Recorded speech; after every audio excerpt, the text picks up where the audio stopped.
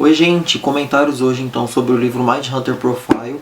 Eu falei que ia trazer esse vídeo rápido porque no último vídeo já estava quase terminando a leitura dele. É um livro muito legal, tá? De True Crime, né? Publicado pela editora Darkside Books. Esse livro ele é escrito pelo Robert Ressler e Tom Chatman, eu acho que é assim que fala. E o Robert Ressler, gente, ele era um ex-agente, né, do FBI, ele morreu em 2013, se não me engano. Passou a vida inteira dele basicamente atuando com os assassinos, com os assassinos em séries, serial killers e por aí vai. Foi consultor de alguns autores de livros de suspense que se tornaram filmes e por aí vai. Eles, o Silêncio dos Inocentes, né, o Hannibal Lecter. E o Robert Ressler, ele é conhecido então como o cara que inventou o termo serial killer, né, apesar de terem controvérsias sobre isso.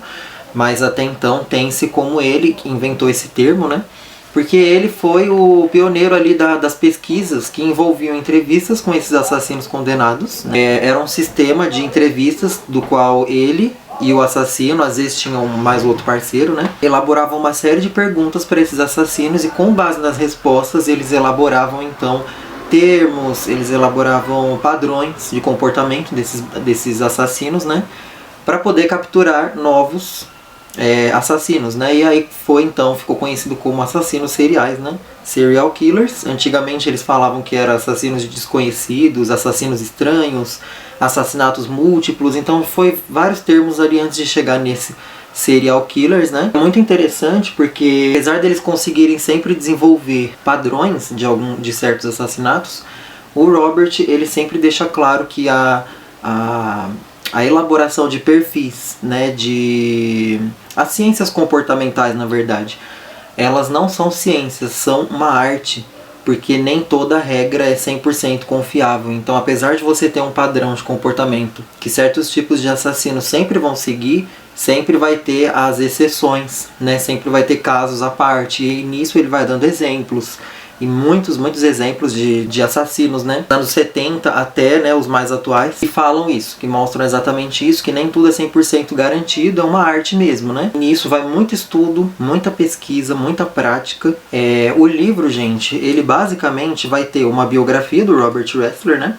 Como ele começou, vai deixar claro que lá no começo a polícia mesmo, né, não concordava muito, não queria investir muito dinheiro nesse tipo de pesquisa. Então a polícia não levava muito a sério e isso que dificultou um pouco ali os primeiros passos, né? Muitos erros foram cometidos naquela época, né? Quando ele começou o sistema de entrevistas com esses assassinos, ele fazia sozinho a entrevista cara a cara com o assassino condenado. Ele até cita um caso de quando ele foi entrevistar o Kemper, né, o Ed Kemper, e o Ed Kemper estava sem algemas porque ele não gostava de entrevistar os assassinos algemados. E ele estava sozinho na sala com o Ed Kemper, que era um assassino que arrancava a cabeça das pessoas, das vítimas dele. Tem até um certo momento que tem a troca de turno do guarda e o Robert ele aperta a campainha para finalizar a entrevista e sair da sala para o guarda vir buscar ele. E o guarda não vem, e ele aperta 1, 2, 3 vezes e o guarda não vem. E até o Ed Kemper percebe, né, e ele fala, agora tá na hora da troca de turno, né, inclusive eu podia, quando o guarda voltasse, deixar a sua cabeça de presente pra ele em cima da mesa. E aí nisso, né, o Ed Kemper era um cara de mais de 2 metros de altura, que arrancava a cabeça das vítimas, e o Robert Ressler estava ali sozinho com ele, né? Teve que jogar então ali, usar as suas técnicas de lábia, né, para poder desviar o assunto, tentar manter o cara ocupado, o cara falando até o guarda vir. E ali ele falou que a partir daquele momento, daquele dia, ele nunca mais entrevistou nenhum assassino sozinho, sempre tinha que ir em 2. Então, foram cometendo alguns erros, né, alguns acertos, e aí nisso eles foram ganhando mais corpo, foi ganhando nome, né, e foi ganhando outras pessoas para serem treinadas nesse sistema de entrevistas. Então, por exemplo, se um dos agentes que estava ali fazendo as entrevistas tivesse filhos, né, família, tivesse uma ligação especial com crianças, eles evitavam mandar esse tipo de agente entrevistar, por exemplo, um assassino de crianças, né, porque ali poderia ter uma coisa pessoal envolvida que ia atrapalhar na entrevista e ia atrapalhar todo o processo. Eles separavam muito bem quem ia fazer as entrevistas, quais eram os assassinos que eles tinham que ser entrevistados. Vai ter até uma época aqui que ele fala que virou tão moda isso que todo mundo, todos os agentes queriam entrevistar, por exemplo, o Charles Manson, para poder ter no currículo lá que ele entrevistou o Charles Manson e aquela coisa toda. Então foi virando ali um certo carnaval, mas foi dando certo, né? Eles foram ganhando mais reconhecimento. É o ponto do Robert Ressler, mesmo ele sendo aposentado, ele ser chamado para dar a opinião dele em certos casos, né? Ser chamado para dar consultoria em algum autor que está escrevendo algum livro de suspense. Então ele foi muito requisitado mesmo. E o livro, além de dar essa biografia do Robert Ressler, ele vai dar muitos exemplos, né, de assassinatos e de assassinos lá daquela época. Mas basicamente o livro ele vai se manter em dois assassinos em especial.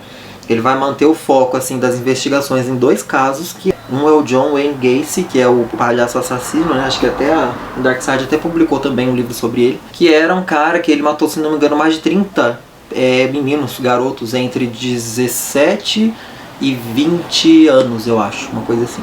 E ele matava e enterrava as pessoas no porão da casa dele. Era bizarro, é um caso assustador. Tem até um documentário na Netflix do John Wayne Gacy, vale muito a pena. E o outro é o próprio Ed Kemper, né? Ele decapitava as vítimas, então era um assassino muito, muito cruel, bizarríssimo. A história dele é até bem conhecida também. Então lá no começo do livro ele vai dar mais atenção a esse caso do Ed Kemper, e lá pro final do livro a gente vai ter mais uma visão bem mais abrangente do John Wayne Gacy. Mas além desses, ele vai falar sobre o Manson, ele vai falar sobre o Ted Bundy, ele fala sobre o Jeffrey Dahmer, né, também, que tem a HQ da Darkseid, né?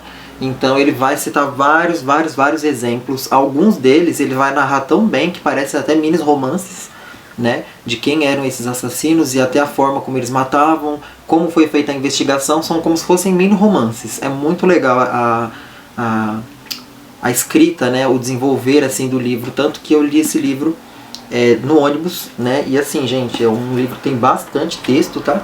Apesar de ter bastante imagens e tal, ele tem bastante texto, muita curiosidade, assim, muita coisa interessante a ser dita nele. E eu li muito rápido, porque ele é um livro muito envolvente mesmo. O Robert Ressler, ele tem uma narrativa muito boa. Não sei se foi ele mesmo que escreveu, se foi um autor fantasma, mas é muito bem feita, assim, sabe? É isso. Eu tô muito na vibe, assim, dos livros de True Crime ultimamente. Eu acho que o próximo livro que eu vou ler não vai ser o volume 2 do Mindhunter, porque tem também.